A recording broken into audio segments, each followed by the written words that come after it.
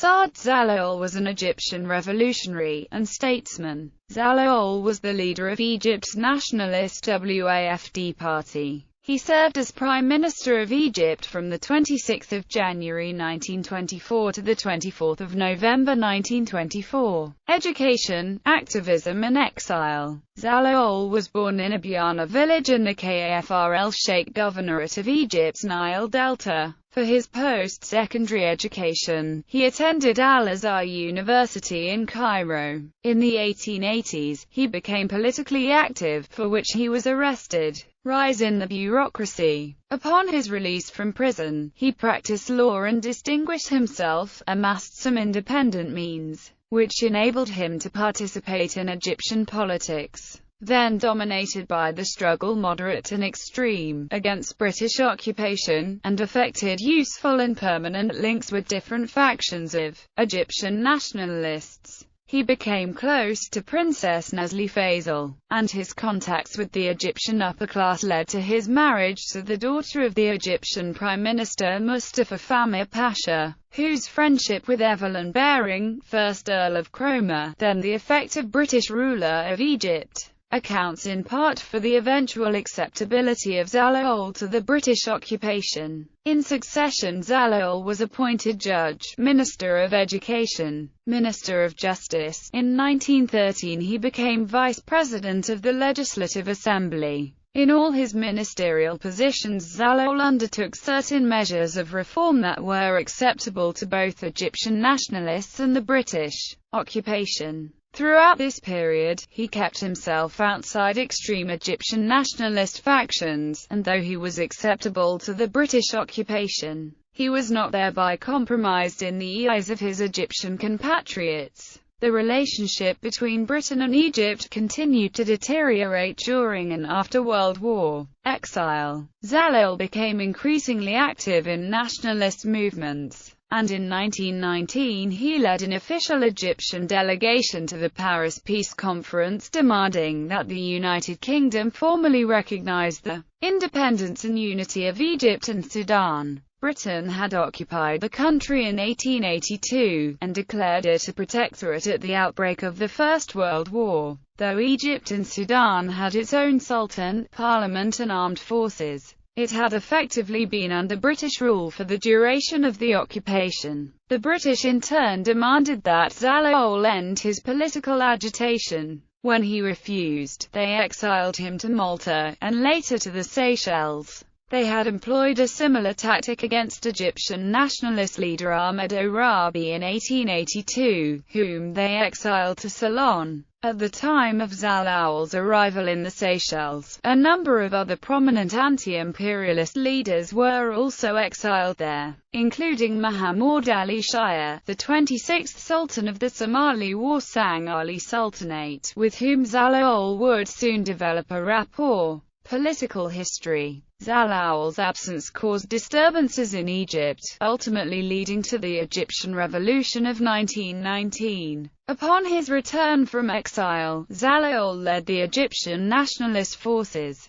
The elections of 12 January 1924 gave the WAFD party an overwhelming majority, and 2 weeks later, Zaghloul formed the first Wafdist government. As P.J. Vatakiatis writes in The History of Modern Egypt, the masses considered Zaghloul their national leader, the Za'im al-Ummah, the uncompromising national hero. His opponents were equally discredited as compromisers in the eyes of the masses. Yet he also had finally come to power partly because he had compromised with the Palace Group and implicitly accepted the conditions governing the safeguarding of British interests in Egypt. Following the assassination on 19 November 1924 of Salih Stak, the Sudan Governor-General of the Sudan, and subsequent British demands which Zaghloul felt to be unacceptable, Zaghloul resigned. He returned to government in 1926 until his death in 1927. Family.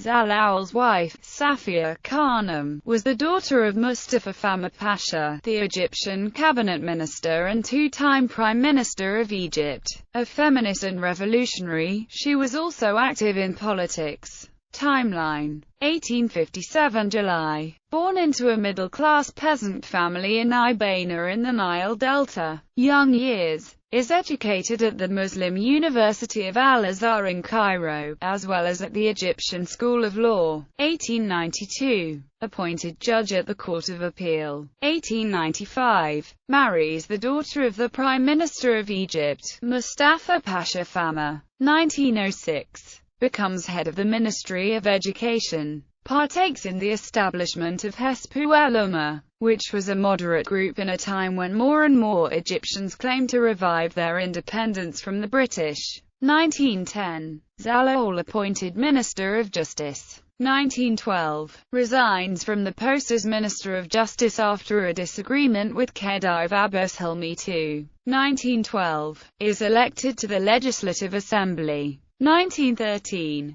Is appointed Vice President of the Legislative Assembly, a position he uses to criticize the government. 1914–18. During World War I, Zaghloul and many members from the old Legislative Assembly form activist groups all over Egypt. The World War I leads to much hardship on the Egyptian population, because of the many British restrictions. 1918 November 13. With the end of World War I, Zaghloul and two other former members from the Legislative Assembly call upon the British High Commissioner, asking for the abolishment of the Protectorate. They also ask to be representatives of Egypt in the peace negotiations after the war. These demands are refused, and Zaghloul's supporters, a group now known as WAFD, instigate disorder all over the country. 1919 March. Zaghloul and three other members of WAFD are deported to Malta.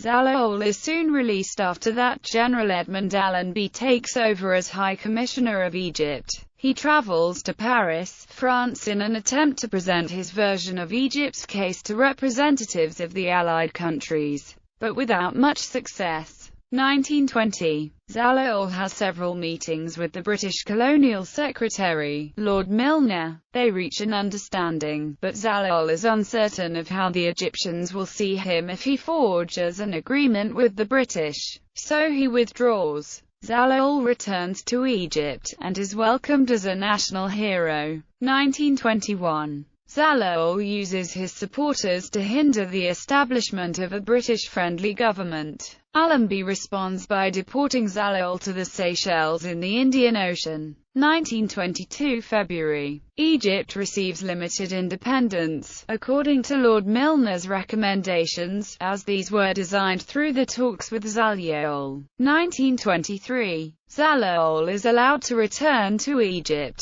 1924 February. Zaghloul becomes Prime Minister after that WAFD wins 90% of the parliament seats in elections. Zaghloul experiences that not even he is able to stop demonstrations and riots among Egyptians. November. After that the British commander-in-chief over the Egyptian army is killed. Zaghloul is forced to leave office. 1926. Zaghloul becomes president of the parliament, and from this position he is able to control the actions of extreme nationalists. 1927 August 23. Zaghloul dies in Cairo.